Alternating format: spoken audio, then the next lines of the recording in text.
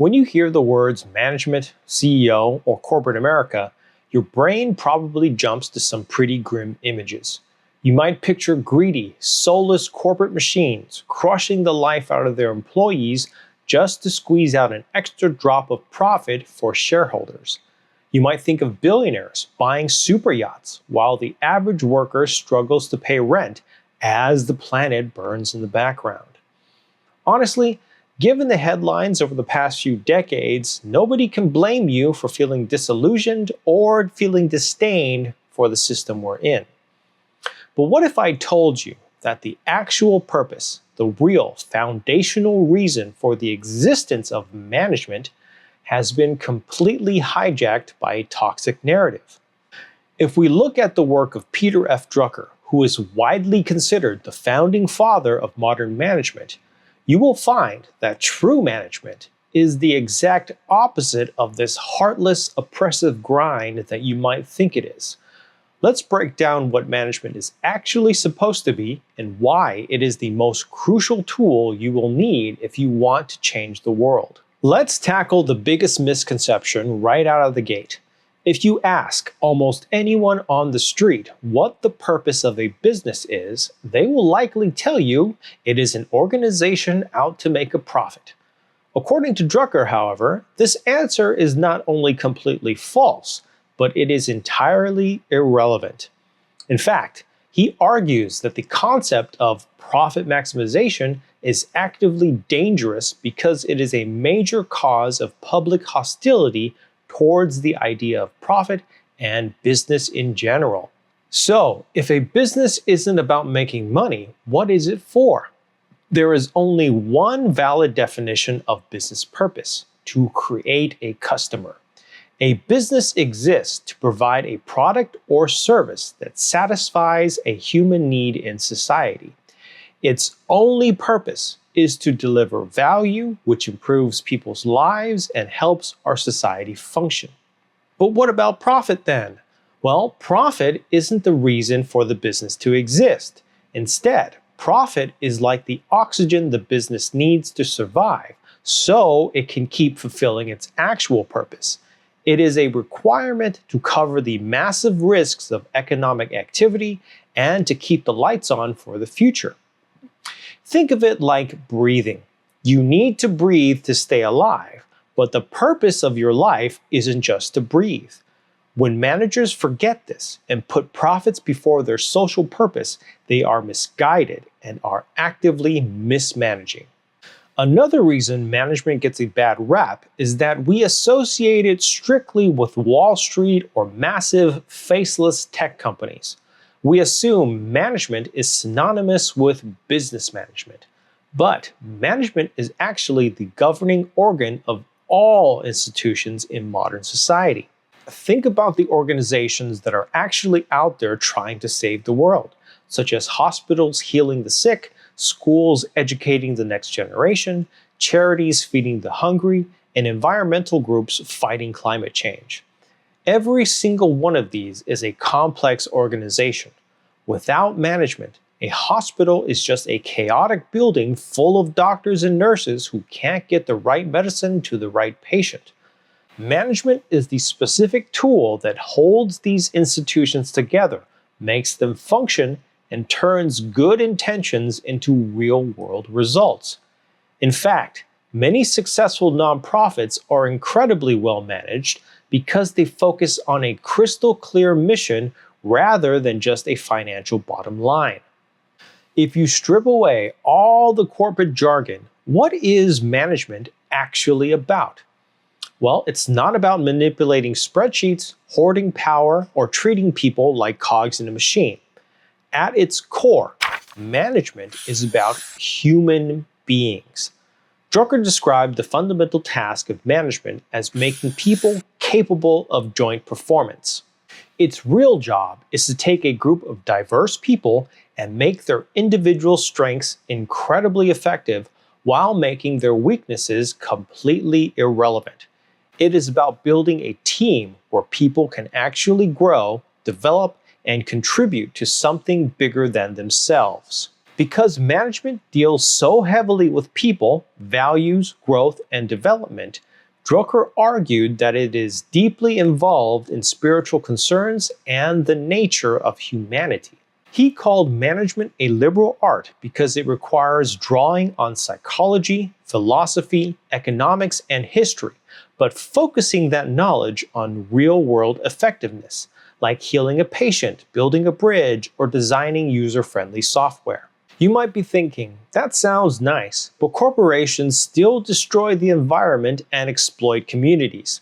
Now, this might be a reality, but that is not management. True management completely rejects this bad behavior. One of the absolute core dimensions of management is taking responsibility for social impacts. You see, organizations don't exist in a vacuum. They exist on the sufferance of society.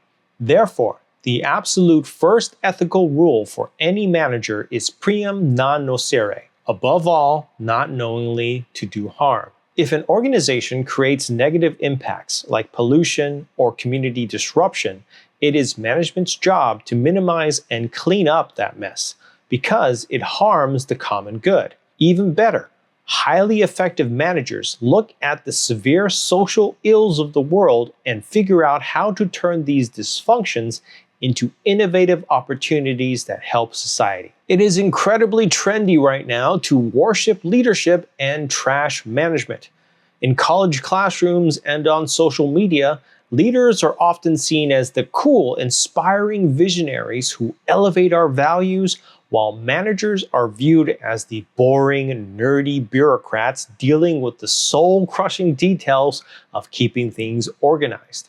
It is understandable why you might want to be a visionary leader and leave the menial task of management to somebody else.